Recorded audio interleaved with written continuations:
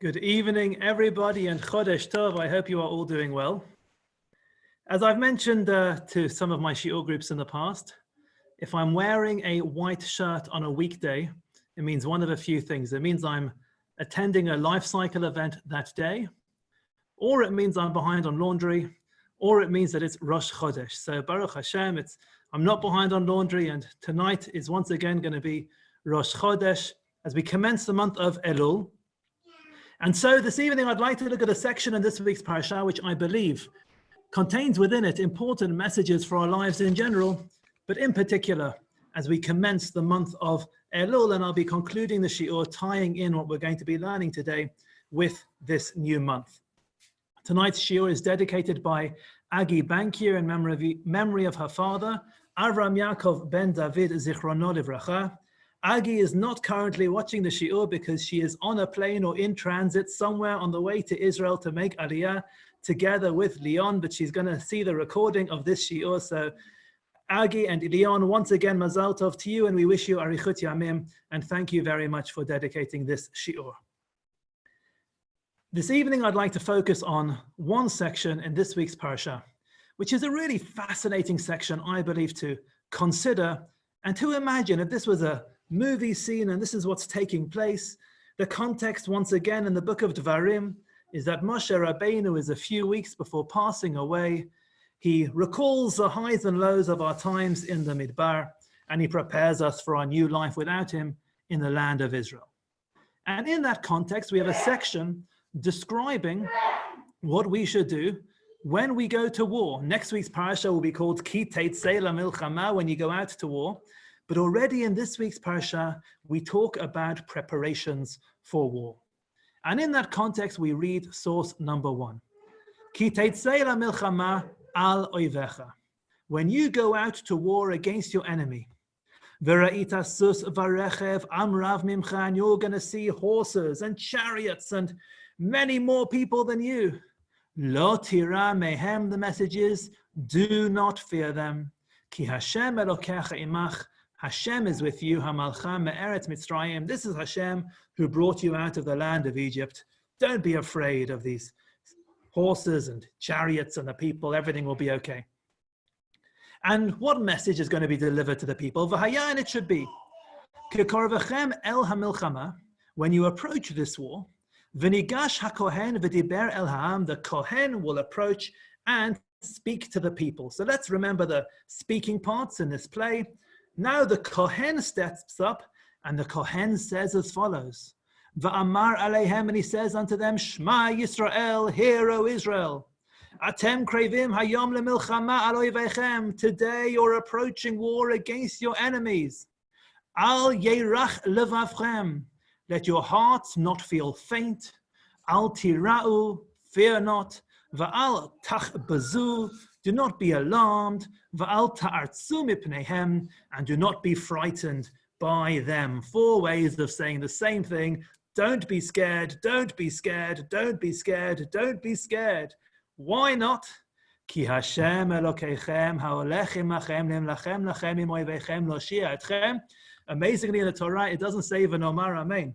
The pasuk is, because the Lord your God walks before you, he fights for you with your enemies in order to save you. You have Hashem not only by your side, but going ahead of you to lead you into battle.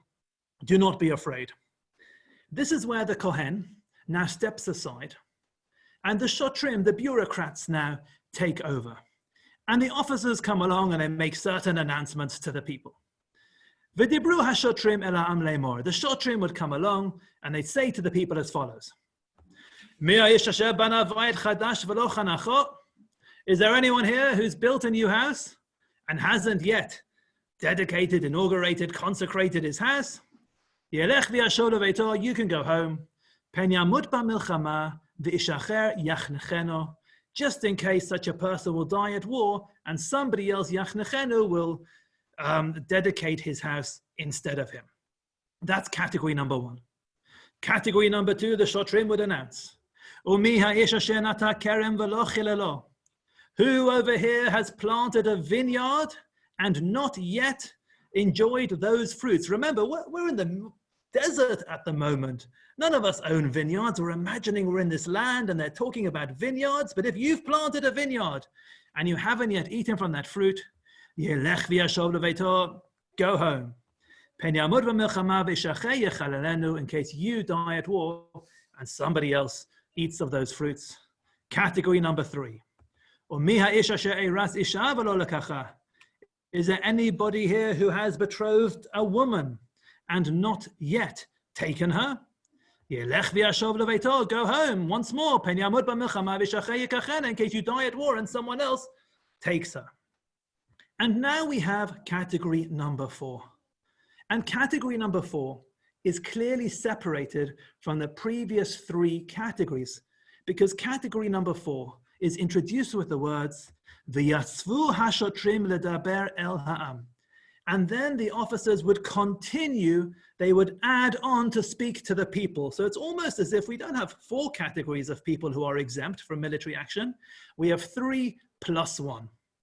What is this plus 1? V'amru, they would say, Mi ha'ish hayarei v'rach halevav. Who's scared? Who's faint-hearted? Yelech v'yashov leveito, go home. V'lo yimaset levavechav kilvavo, do not melt the hearts of your brethren like your heart. Which is a strange concept to consider for numerous reasons, and we're going to be asking those questions soon when we consider this in greater detail. Now, there are 2 Mishnayot I'd like to share with you, which expand the understanding of that which is taking place here. The first Mishnah in source number 2 expands on the pep talk, that encouraging talk that the Kohen would give to the people before going out to war, that battle cry.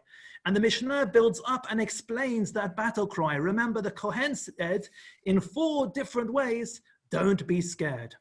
And the Mishnah in source number 2 fills in the details, and it says, Al yirach levavchem, don't be faint-hearted. Why would you be faint-hearted? Because of the neighing of the horses, and the sharpening of the swords. Al tira'u, fear not. What might you fear? Because of the knocking of the shields. V'shapat hakalagsin, and the noise of the boots. Al techbazu, do not be alarmed. Mikol kranot, from the sound of the horns. Al ta'artzu, do not be frightened. Because of the shouting. So you're coming ahead of all the shouting and noise and all these different terrifying things. Don't be scared. Ki Hashem Elokechem ha'olech imachem. Because Hashem is the one who's going with you. Heim ba'im b'nitzchono shel basar v'dam.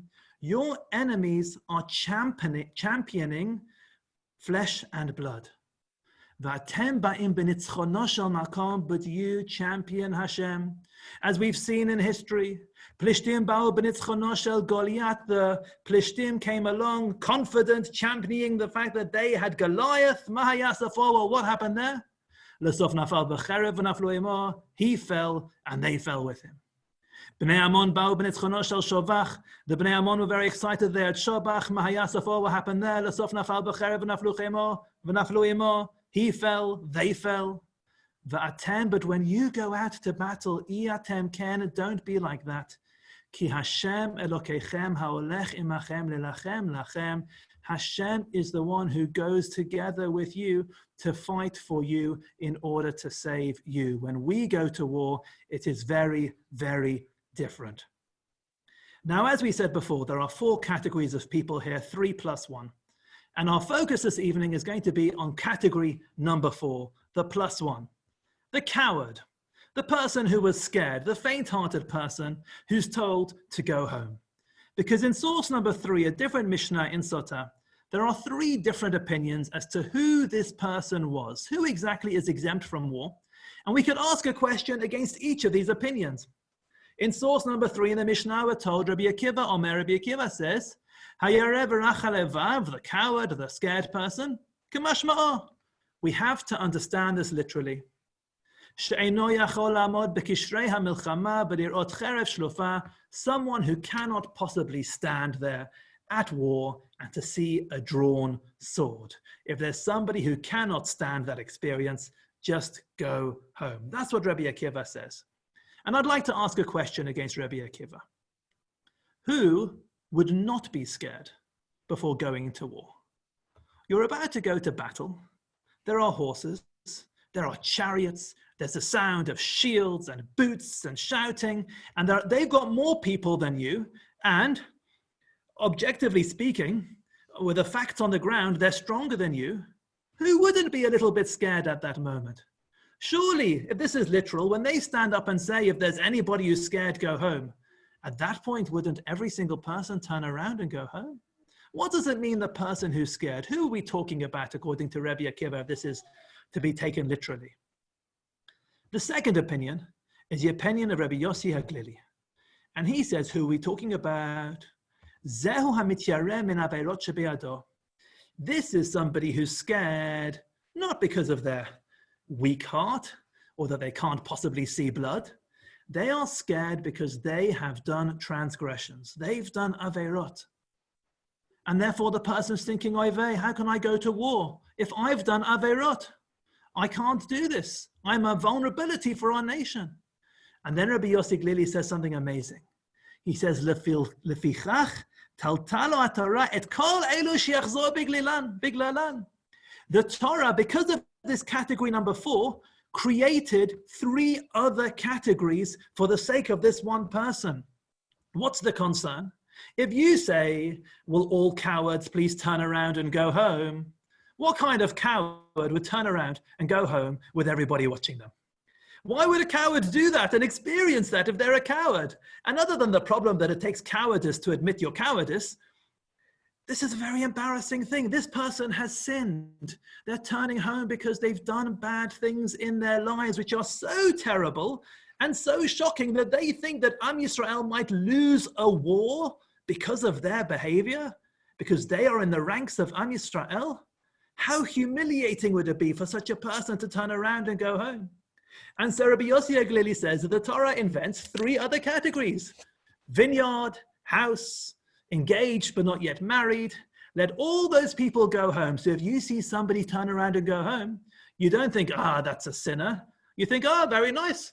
I didn't hear that he got engaged, or, I didn't realize he was getting involved in the wine industry, or how lovely, he must have just built a new house. You would have no idea why this person was going home. And here we see an example of the extent to which the Torah cares for human dignity. And whose dignity is the Torah concerned about here? The Torah is concerned about the dignity of the sinner. The Torah is concerned about the dignity of somebody who's done something which is so terrible that Am Yisrael could lose at war because of this individual. If this is the care that we have to show for the experiences and emotions of the sinner, kal v'chomer should we care for the dignity of every single human being. So that's the opinion of Rabbi Yossi HaGlili, that the coward is somebody who, it's not just cowardice, it's not a faint heart, it's somebody who has behaved in a terrible way and therefore needs to go home. Rabbi Yossi Omer, now we have opinion number 3. And the question we need to ask against opinion number 2 is, what kind of sins are we talking about? I asked my son earlier today when we were out on a walk, what sin could we be talking about? And he says, it must be murder. They must have performed murder.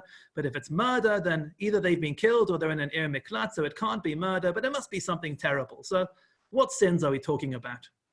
We now have opinion number 3. Rabbi Yossi Omer, Rabbi Yossi says, Almana lekohen gadol, grusha v'chalutza lekohen ediot, mamzeret unetina liYisrael, bat Yisrael mamzer unetin.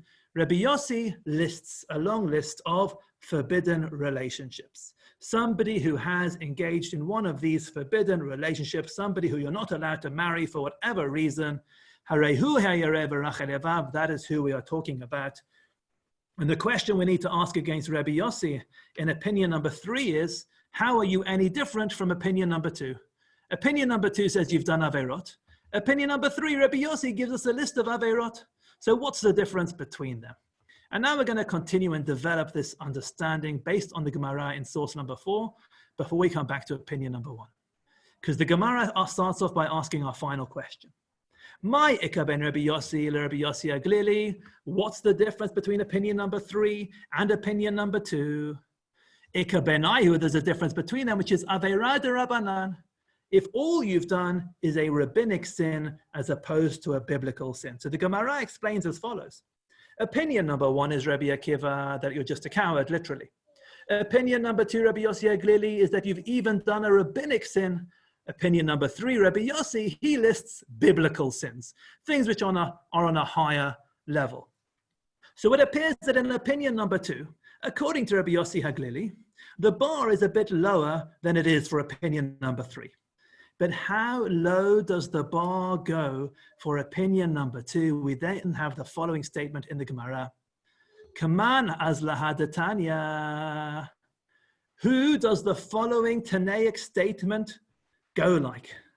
Because we have a teaching which is Sach bein tefillah litfillah. That word sach is sometimes spelled with a sin and sometimes spelled with a samach, depending on the source. If somebody talks between one tefillah and another tefillah, aveirahi biyado, that's an aveira in your hand, v'chozer aleh me'orchei milchama, and you're one of the people who turns back. There's an opinion that if you talk between one tefillah and another tefillah, that is the sin we're talking about, that because of that sin, you have to turn around and go home. Who holds like that? The Gemara says, well, it's not opinion number one. I'm just adding in words to the Gemara here because that's literal. It's not opinion number three. That has to be biblical. Kaman, Rabbi Yossi HaGlili is like opinion number two. It appears that according to Rabbi Yossi HaGlili, all you have to have done wrong is speak between one tefillah and another tefillah, which for now, let's understand that as talking in shul. That is such a terrible sin that you have to turn around and go home, because maybe Am Yisrael will lose at a war because of your conduct. And we have to ask ourselves, speaking in shul is a bad thing. Recently, the decorum's been much improved. But in general, it's not a good thing to talk in shul. However, is it so terrible that Am Yisrael might lose a war because of one individual who turned around to somebody and said something between one tefillah and another? How are we to understand Rabbi Yossi HaGlili, which is really a question of how are we to understand the identity of the coward in this week's Parsha? So let's start with Rabbi Akiva, the first of the three opinions, because that's the easiest one to understand. Ramban tells us about Rabbi Akiva, and he says as follows. V'aldat Rabbi Akiva hu kamashma'o. Rabbi Akiva says this literally. How can we understand Rabbi Akiva? Ki mi sheyarei achar haftachat hakohen. Once the Kohen has stood up and he's delivered his motivational speech, and he said to us, Hashem is with you, Hashem took you out of Mitzrayim, don't be scared, don't be alarmed, fear not, don't be frightful. If you've heard those words and you've been given the promise of Hashem's salvation and you're still scared, Eineno b'tech b'Hashem kara'oi, there's something lacking in your faith in Hashem, v'lo yaseh lo hanes, and therefore you're not going to receive any miraculous victory. Ramban explains that cowardice under this circumstance shows a lack of faith in Hashem, a lack of belief in Hashem, because you've just been told by the Kohen that Hashem's going to win this war for you. If you're still scared, there's something lacking in your religious world. There's something lacking in your connection with Hashem. That's why you have to go home. And then Ramban says, V'tam barach alevav, who's the gentle-hearted person? That's talking about somebody who literally cannot take murder. They can't see blood. They can't handle it. And therefore, so we actually have two categories here. There's the one who lacks fear in Hashem, the lacks belief in Hashem. That's the one who's scared. We send him home because he lacks faith in Hashem. And there's also this person who literally cannot take blood. Such a person is no use to Am Yisrael at battle. Ki yanut, either run away or yitalef or faint. We don't need that person. So to answer the question that we asked against Rabbi Akiva, wouldn't everybody be scared when you go to war? The answer is, yes, everybody can be a bit fearful. But if you've been promised Hashem's salvation and you're still terrified, there's something missing in your relationship with Hashem. Let's move on to opinion number two, Rabbi Yossi HaGlili. Sach bein tefillah letefillah. Because according to Hagahot Maimoniot, source number 6, we're talking about two tefillot in particular.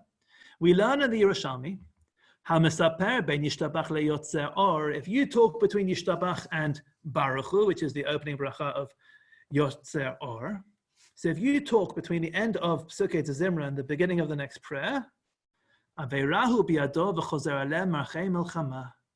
That is an aveira, and you have to go home because of it. V'lachach nagu lo ma yishtabach me'umad. And Hagahot Maimoniot explains, this is why we stand up for Yishtabach. Why do we stand up for Yishtabach? The answer is, Kamo Yotzer, because we're about to stand up for Baruch Hu, Sharei Asur lafsik bein time, because you can't have a break between Yishtabach and Baruch Hu. So we stand up for Yishtabach in preparation for Baruch Hu to make sure that we can go straight through. And therefore, there's an opinion that tefillah means you can't talk, you can't have a separation between Yishtabach and Baruch Hu. It's a question against our minhag, which we're going to start in 1 month's time, of adding in Shir HaMa'alot between Yishtabach and Baruch Hu, where lots of people ask the question, and lots of people give the same answer, Tzarech Iyun, good question. Either way, we shouldn't really have anything interrupting between Yishtabach and Baruch Hu. And the Orach Chaim explains why this is such a terrible thing. Because he says in source number 7, Mia Ish Hayareh, etc., we're told in the Gemara, this is somebody who has to go home. Why? Va'afilu eino yodeh sheyesh biyado averot. If somebody has behaved in a bad way, even if they are unaware of their behavior, hapachad hanichnas beluvavo b'milchama todiehu ki yesh biyado averot, the fear which enters your heart at a time of war will inform you that there's something going wrong here. Raboteinu zal shiaru ha'avon shikanes belibo hapachad miyotzro. And our sages gave us a way to measure this fear and to know what level of transgression we're talking about. If all you did was speak between Yishtabach and Baruch Hu, you have to go home. Why? The reason is, we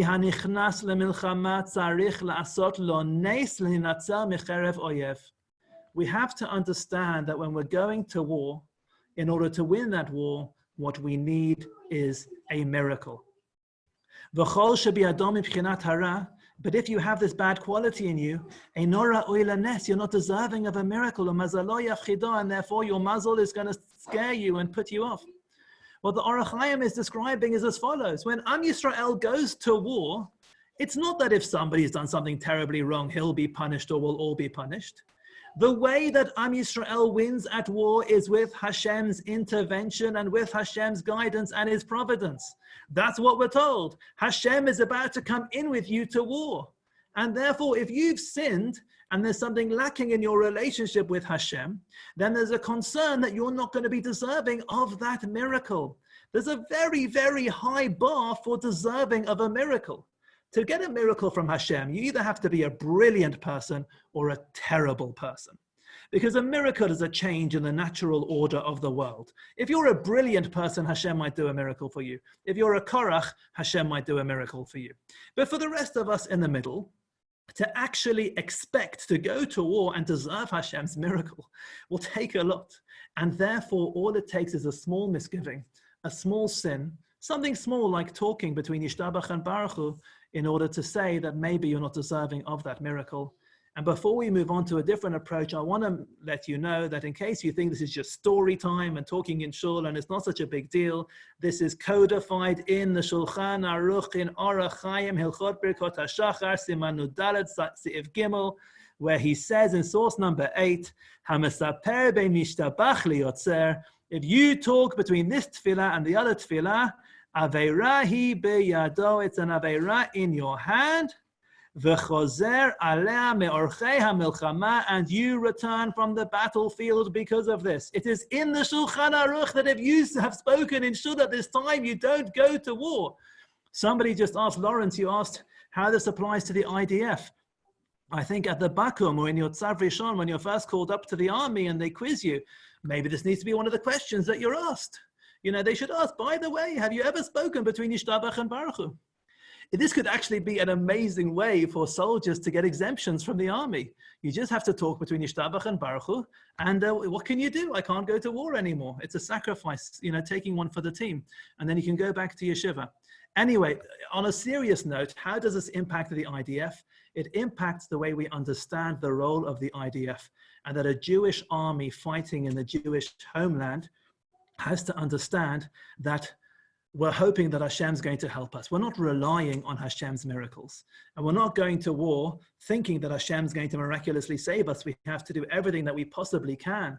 But at the same time, we have to make sure that we as an army are as moral as we possibly can be and as ethical as we possibly can be. And we have to hope that our army camps are camps which are deserving of Hashem's presence, a place where Hashem can feel comfortable to be in our presence in order to help us. So that's the end of this approach to Sach bein tefillah le tefillah that is talking about talking in shul. But the reality is that the phrase Sach bein tefillah le tefillah appears in another Gemara. And the term Sach bein tefillah le tefillah in the other Gemara doesn't mean talking in shul. That's not what it's talking about. What is a tefillah? A tefillah is the singular form of a word that we all know in the plural form, which is tefillin.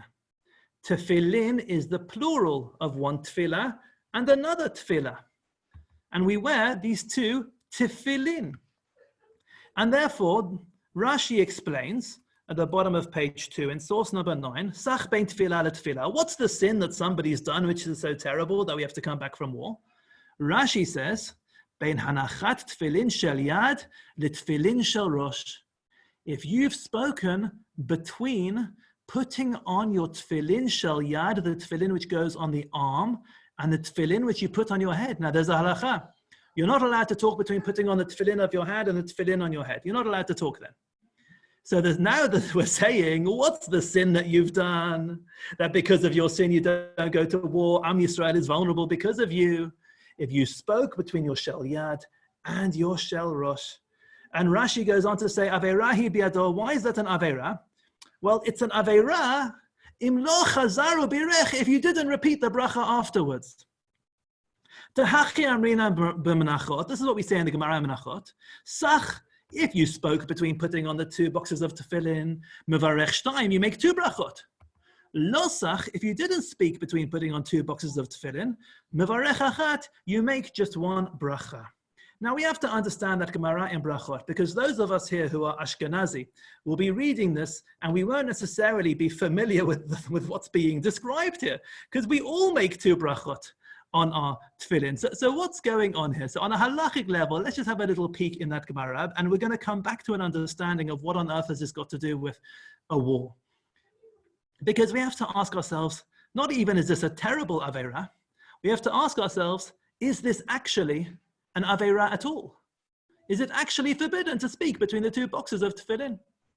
Because if we look at source number 10, the Gemara in Menachot, it says, Amar Rav Chisda says, Sach bein tefillah le tefillah, if you speak or have an interruption between one box of tefillin and the other box of tefillin, chozeru mevarech, then you make a second bracha. What do we see? Sach in, if you spoke, then you have to make a second bracha. Lo sach lo, but if you don't speak, then you just make one bracha. From the Gemara at this stage, it appears it's not forbidden to speak, but if you speak, make a second bracha. So you can make one bracha on tefillin, put on your shel yad, put on your shel rosh, and off you go. If you happen to speak between the two, make one bracha before the shel yad and another bracha before the shel rosh. But this isn't an aveira. It's not a terrible thing or even a bad thing at all, according to most opinions. Most understandings in reading this, other than the Ran who quotes the Baal Hamor. That's what I meant. But anyway, but then we have a source which contradicts this, because there's another source which says, Al tefillah shel yad, the box that goes on the hand, Omer, the bracha is Baruch Hashem Shamnu mitzvotav v'tzivanu lehaniach tefillin, to place the tefillin. That's the bracha that you say when it goes on your arm. Al tefillin shel rosh, on the one on your head, Omer, you say Baruch Hashem Shamnu mitzvotav v'tzivanu al mitzvah tefillin, on the mitzvah tefillin. So there's another source which says we have two separate brachot. There's one bracha for the box which you put on your hands, and one bracha for the box which you put on your heads. We have two separate brachot. And for the ladies amongst us, this is the normal Ashkenazi practice, as we will see. And we say, no. Abaya v'Rava, the Amrit Travaya, Abaya v'Rava both explain. Lo sach mevarech achat. We come back to our original rule that in truth, if you don't have any interruption between the two, you only need one bracha.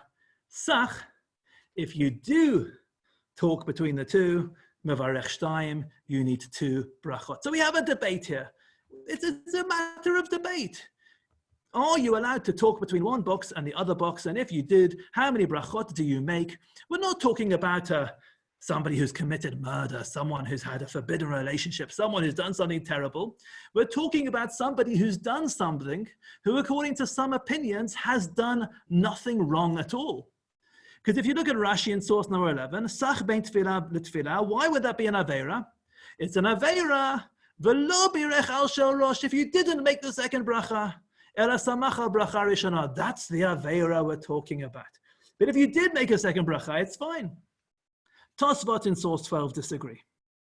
Tosfot in source 12, and this will be the final in-depth halachic topic we'll look at before we come back to the world of the general concepts and philosophy here.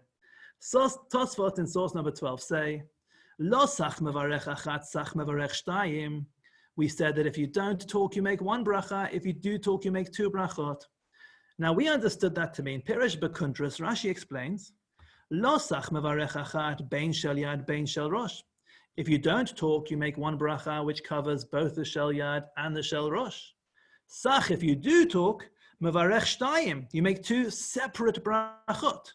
Laniach tefillin b'shel yad, 1 on the one that goes on your arm, v'mitzvat tefillin b'shel harosh, and a different bracha on your head. However, Rabbeinu Tam understands this differently. Rabbeinu Tam Piresh, Rabbeinu Tam explains, Lo sach mevarech achat l'shel rosh. If you don't talk at all, you make 1 bracha on your shel rosh.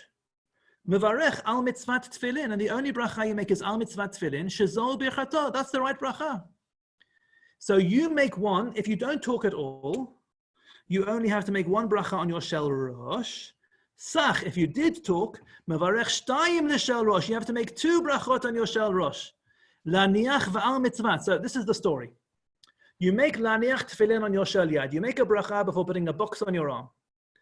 If you don't say anything, then you make a second bracha on the box on your head, and you've made 2 brachot, and that's the right number.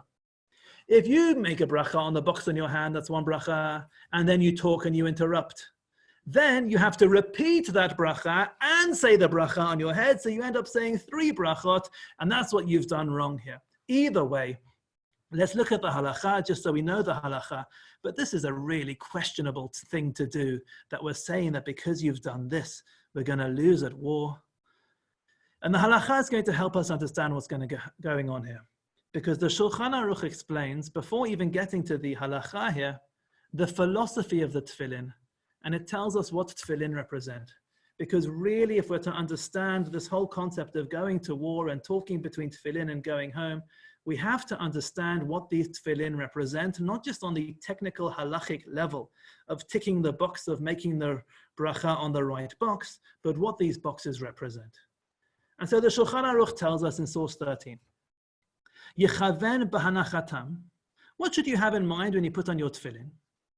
Shetzivanu hakadosh baruch hu laniach arba parshiot elu sheyesh behem yichud shmo b'tziat Mitzrayim.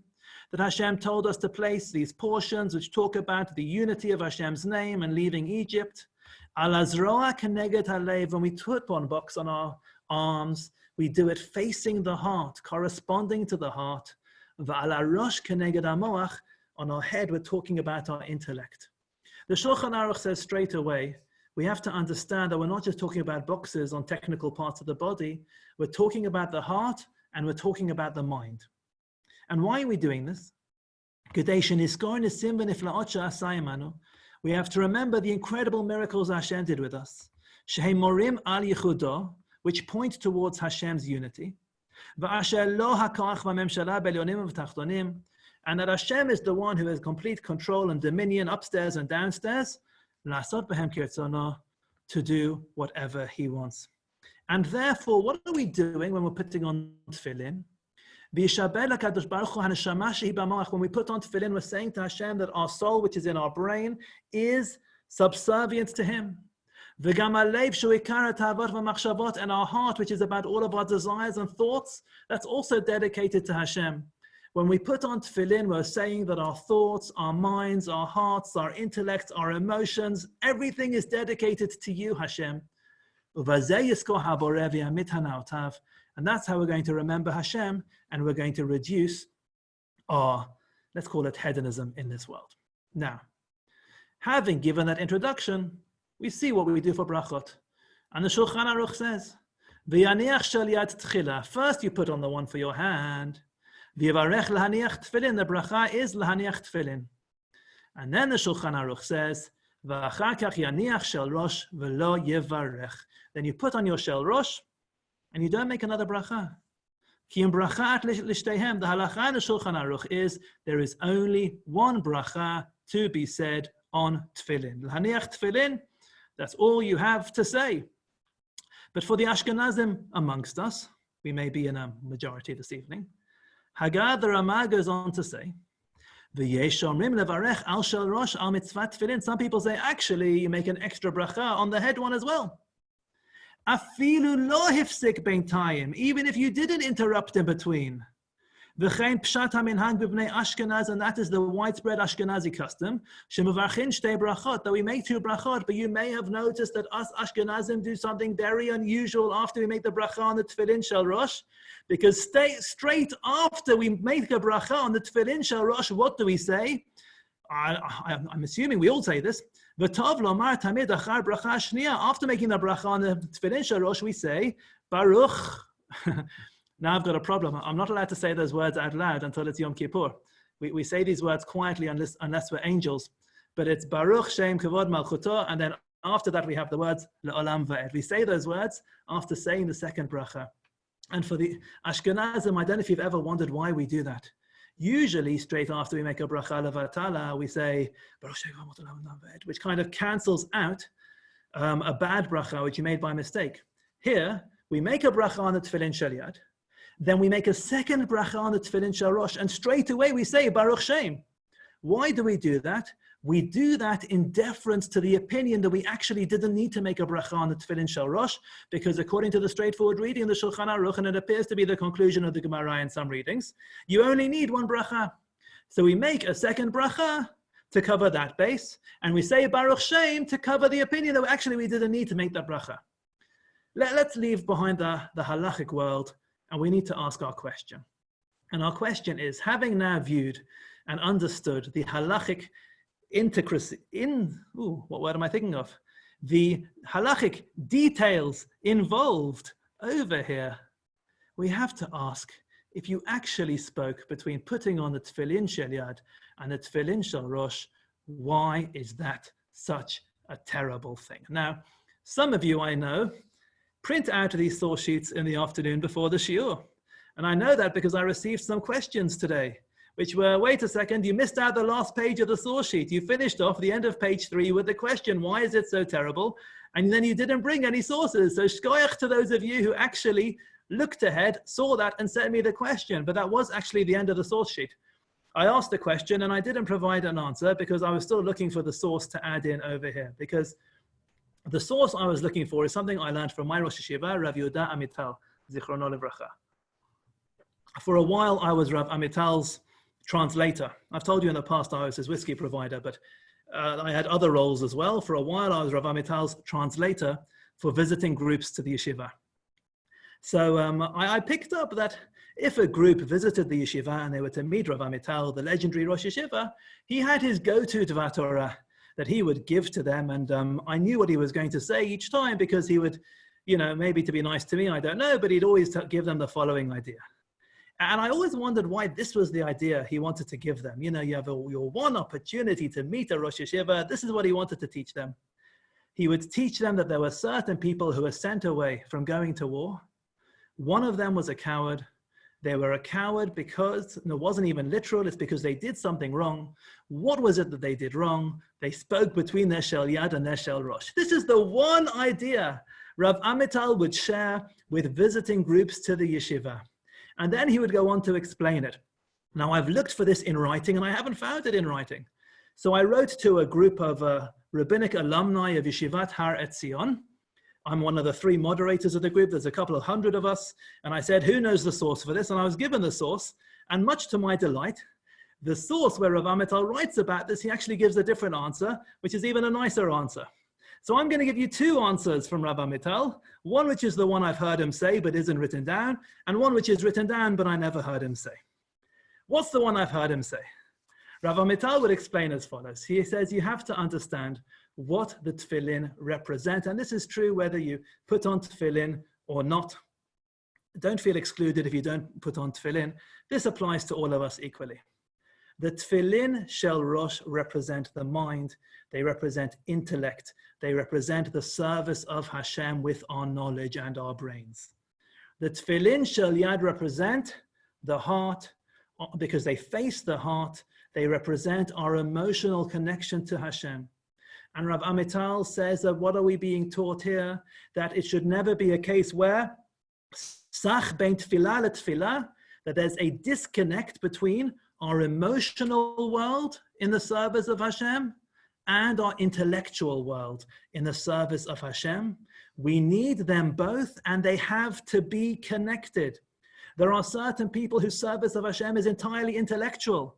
They can learn the details and they find academic interest in listening to shiurim and learning Torah. Their world is an intellectual world, but it doesn't necessarily impact their hearts and their behavior. And knowledge is not enough to impact our behavior. You can be a genius, but it's not going to impact your behavior.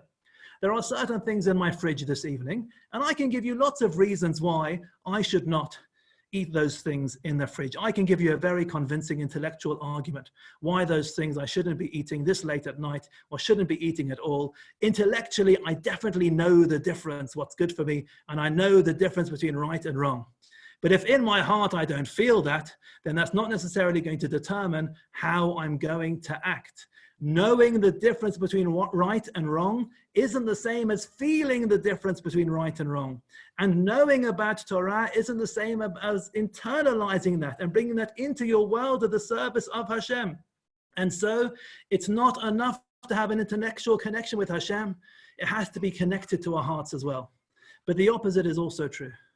Our service of Hashem cannot just be emotional. And it frustrates me when there are attempts to draw people closer to Judaism where there's only an emotional emphasis and there's nothing to speak to the brain at all. It can almost be emotional pornography. If somebody cries at the event, it was a successful event, and then they'll believe in Hashem. But that's not the point. It can't be purely emotional. There has to be some level of intellectual service, using our brains as well. We have to serve Hashem with our bodies, serve Hashem with our hearts, and serve Hashem with our brains as well. And if we are academically challenged in the sciences, academically challenged in the way we study politics, academically challenged in the way we approach news or maths or whatever it is, we have to be academically challenged in our study of Torah and serve Hashem with our brains as well. We have to have them both, and they both have to be connected. That was Rav Amital's main message. But what was the one which was written down and sent to me today? It's the following understanding. In source number 14, when Rav Amital wrote, Tefillin shel yad hein keneged libo shel adam, the tefillin shel yad face the heart, umechusot hein, but that is hidden. The tefillin shel yad is covered over, and it faces the heart, which is hidden. Keneged hapnimiyut ha'amitit belev ha'adam, because that corresponds to the internal truth of the individual.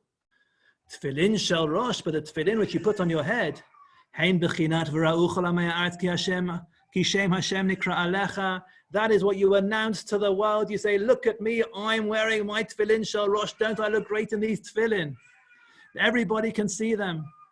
And Rav Amital says, if Shai Pelel, you can daven litnoneh v'lasos tunot, and to do all the right movements. Aval ha'sheila here, the question is, im yesh tchusha amitit shel shiviti Hashem lenegdi tamid. Do you truly feel that Hashem is opposite you at this time? Shel amidah lefnei hakadosh baruch hu. Are you having the internal experience of connection to Hashem? Medaktekim b'mitzvot. People care about the details of mitzvot. Klapei chutz hakol yafeh, and externally everything's great. Some people are sitting there learning, everything's fine.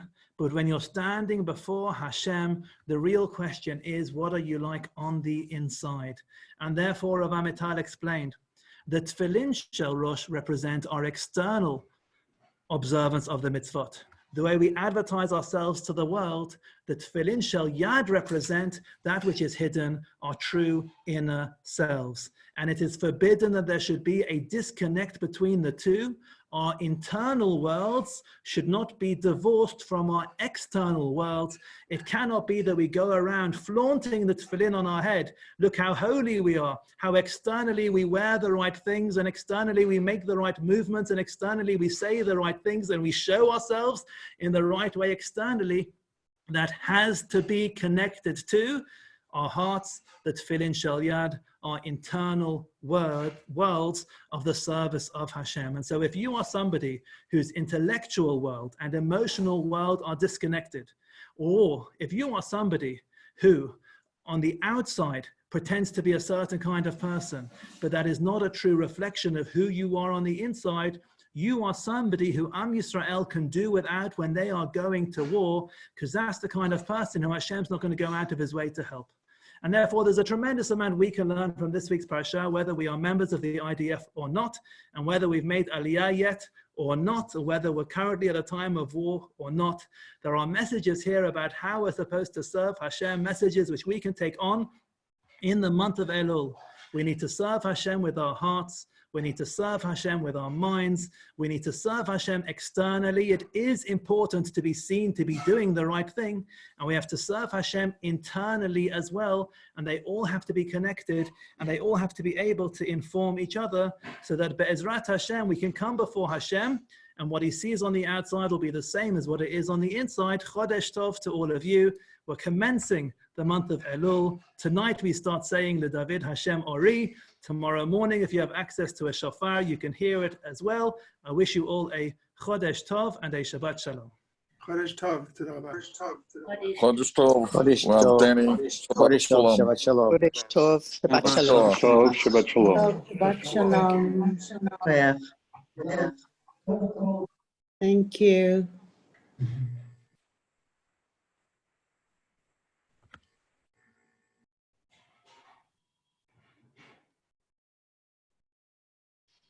Who's this? You see that nice message?